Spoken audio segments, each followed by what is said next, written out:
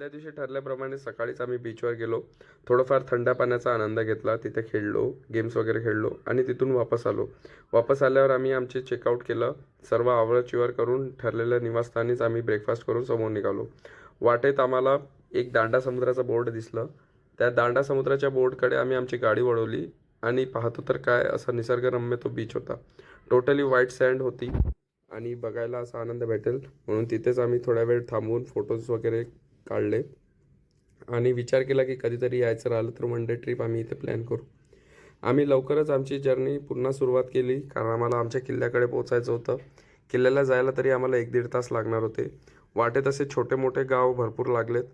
असे छोटे मोठे गावातले एस्थेटिक व्ह्यूज, थोडेफार छान छान मंदिर असे आम्हाला दिसत गेले आणि जसंच किल्ल्याला जायसाठी आम्ही वळलो तसंच आम्हाला घाटामधून हा व्ह्यू दिसायला सुरुवात झाला. हा व्ह्यू दिसायला सुरुवात झाल्यावर मुलांमध्ये प्रचंड असा आनंद झाला. आम्ही लवकरच आमची गाडी पार्क केली आणि प्लॅटफॉर्मवरती पोहोचलो. तिकीट्स वगैरे काढून या प्लॅटफॉर्मवर पोहोचल्यावर आम्ही लवकरच बोटमध्ये बसून किल्ल्याकडे रवाना होणार होतो.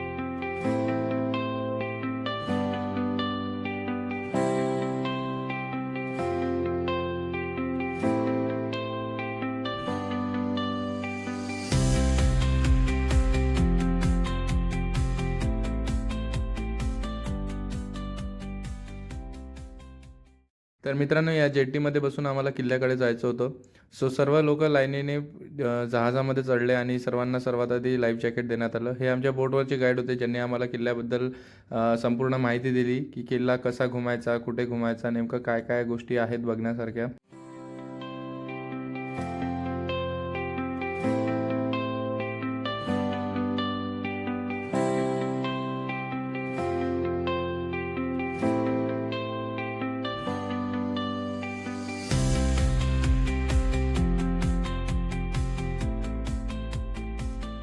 गाईडनी दिलेल्या इन्फॉर्मेशननुसार आम्ही किल्ला बघायला सुरुवात केली.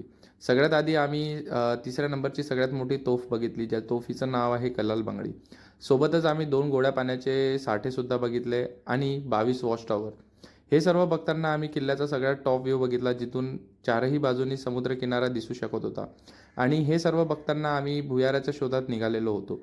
भुयार ही 60 फूट आतमध्ये समुद्रातून निघालेली होती, ज्याचा एंट्री पॉईंट या किल्ल्याच्या मधोमध आणि एक्झिट पॉईंट हा पूर्ण समुद्राच्या बाहेर होता. सो हे सर्व बघताना आम्हाला अनुभव येत होता की यांनी काय जबरदस्त किल्ला हा डेव्हलप केला होता आणि त्या काळात या किल्ल्याची बांधणी एवढी जबरदस्त होती की यावर कोणीही राज्य करू शकलं नाही.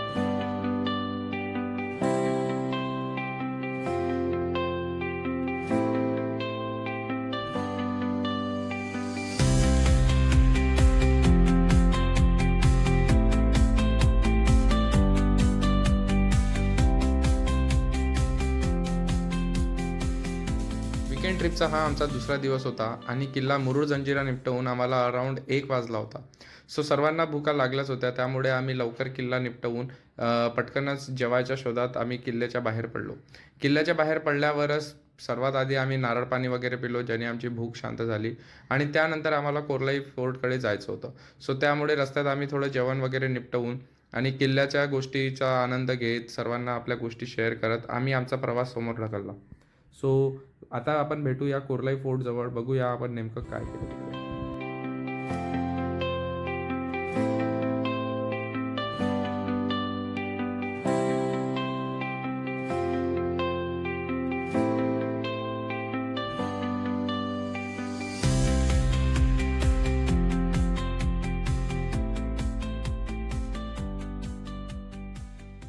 मित्रांनो, कोर्लाई फोर्ट हे आमचं वीकेंड ट्रिप डे 2चं सेकंड आणि लास्ट डेस्टिनेशन होतं. सो कोर्लाई फोर्टला आम्ही अराऊंड 4:30-5ला पोहोचलो, परंतु यायला थोडं स्ट्रगल करावं लागलं कारण रस्ता खूप जास्त नॅरो होता. आणि इथे पोचल्यानंतर आम्हाला लाईट हाऊस बघायचं होतं आणि कोर्लाई फोर्ट, जे एकदम दोन्ही सेमच जागेवर होतं. सो आम्ही आमची गाडी पार्क करून समोर निघालो. सो इथे फोर्टला जायसाठी बॅक साईडने रस्ता होता आणि सनसेटला सध्या वेळ होता. त्या कारणाने आम्ही पहिले गड सैर करायचा विचार केला.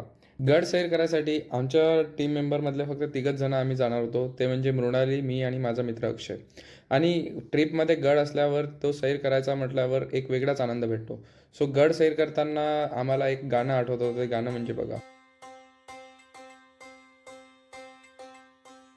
na na na na na na na na na na na na na na na na na.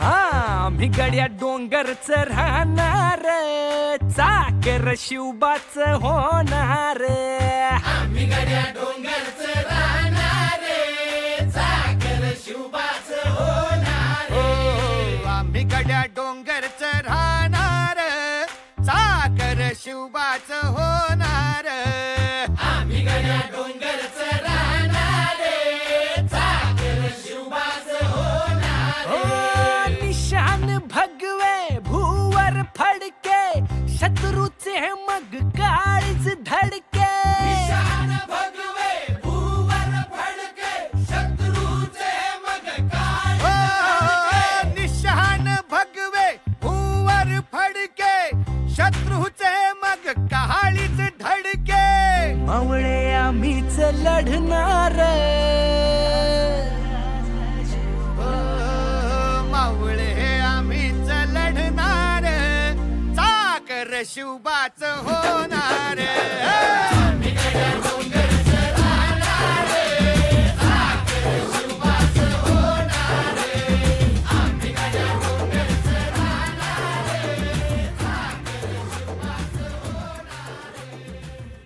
गड चढल्याचा आनंद घेऊन आम्ही खाली आलो आणि खाली येऊन फायनली आम्ही लाईट हाऊसला वरती चढलो जिथे आम्ही सनसेट बघणार होतो जो आमच्या ट्रिपचा आजचा शेवटचा सनसेट होता. सो आज आमची ट्रिप एंड होणार होती याचं आम्हाला फार दुःख होतं, परंतु सनसेट बघायला भेटतोय छान अशा स्पेसवरून त्याचा आनंदसुद्धा. अशी आज आमची ट्रिप एंड होणार होती आणि आम्ही दुसरी ट्रिप प्लॅन करत होतो, त्यामुळे वापस जायचं दुःख तर होतंच, परंतु दुसऱ्या ट्रिपला लवकरच निघायचा याचा आनंदसुद्धा. सो मित्रांनो, भेटूया नेक्स्ट ट्रिपमध्ये. तोपर्यंत जर कोणाला असं वाटलं की तुम्हाला आयटिनरी हवी आहे या ट्रिपबद्दल, सो तुम्ही डेफिनेटली मला कॉन्टॅक्ट करू शकता.